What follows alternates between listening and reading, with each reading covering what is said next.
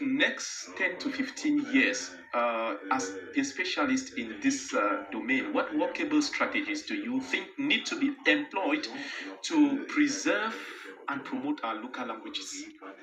Thank you for that question. I think the government of Cameroon have taken a number of measures to make sure that with the advent of globalization and information technology, that our languages, our local languages should stand and be preserved. So one of the most important things done by the government to promote our languages was the creation of the series National Languages and Cultures in ENS here in Yaoundé, which I am a product of that series. Yes, and we are being trained to go to schools and to teach national languages, like to make sure that most of those kids, especially those ones who are being born in multilingual zones like here in Yaoundé, where you have a lot of there's a lot of people who are coming from all parts of the countries, where you have many languages grouped together. So we have a strategy that we use in the various schools, which it is effective in teaching and promoting our local languages. I'm tempted to ask you how many languages do you, we are in Cameroon. We have over 260 ethnic groups with different languages. The country is as diversified as its languages, and you say you are a teacher of local national languages. Which of these national languages which of the 260 plus national languages do you teach? Actually, I speak a good number of them, but that is not the most important thing here. I am a language linguist. Yes, which means that we have a process which is called auto-alphabetization, which is a scientific way wherein I can teach you how to speak, read, and write your mother tongue. Even if I may not know how to speak it, it is a scientific way which is being applied in school. For instance, let me just be brief. If I want to teach, like, let me say, the plurals of Cameroonian languages, I go to a Wondo language, I have Mot, I have Put, which is a man and maid.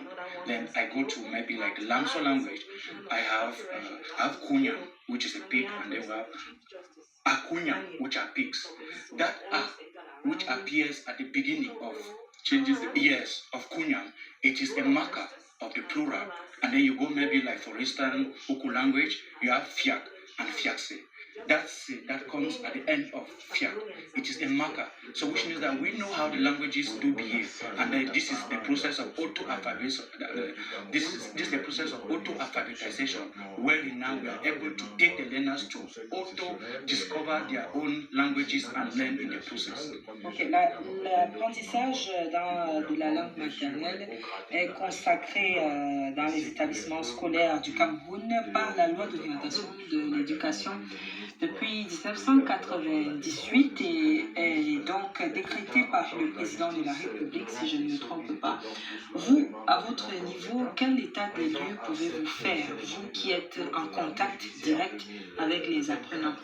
Merci madame. Je pense qu'il y a des avancées très importantes à ce domaine, parce que au niveau de l'école normale supérieure de Yaoundé et surtout l'école normale supérieure de Bertois et de Maroc aussi, le gouvernement avait vu la nécessité de créer une filière qui s'appelle langue et culture camerounaise. Et je suis un produit de cette filière. Oui. Donc nous sommes formés pour aller dans les lycées ou bien dans les INEJ pour amener les apprenants dans ce que j'ai appelé l'autodécouverte, c'est-à-dire que nous amenons les apprenants à apprendre à lire et à écrire les langues maternelles c'est-à-dire qu'il y a tout un processus scientifiquement que nous suivons. Il y a plus de 300 langues maternelles au Cameroun. Et comment on fait pour apprendre des langues qui semblent étrangères pour, par exemple, un jeune Ewondo, un jeune de Bafang? Comment on fait pour l'intéresser à une langue qui peut considérer étrangère?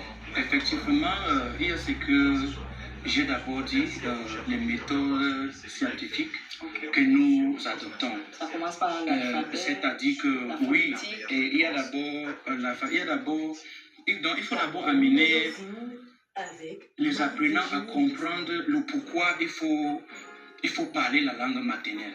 Parce que si l'apprenant ne s'intéresse pas dans les raisons pour lesquelles il doit apprendre à parler la langue maternelle, c'est vraiment inutile. Vous leur dites quoi? Donc, par exemple, c'est une inclusion. C'est à partir de la langue maternelle, ça devient un moyen de promouvoir et de préserver la culture. Et puis, donc, c'est aussi un moyen de